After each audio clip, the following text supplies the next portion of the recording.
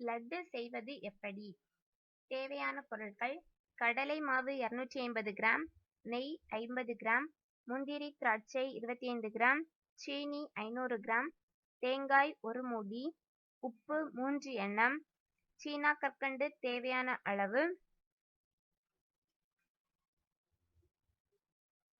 செய்முறை: சீனியை நன்றாக மிக்சியில் அடித்து பொடித்து வைத்துக் கொள்ள வேண்டும்.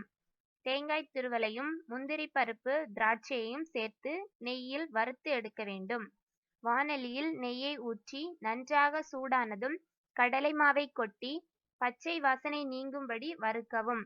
பின் அதோடு நைசாக பொடித்து வைத்த சீனி, வறுத்த முந்திரி திராட்சை, தேங்காய் துருவல், ஏலம் பொடி ஆகியவற்றை தூவி நன்றாக கிளற வேண்டும். பின்னர் அதை கீழே இறக்கி சிறு சிறு உருண்டைகளாக பிடித்து சுவைக்கவும். சுவையான லட்டு ரெடி.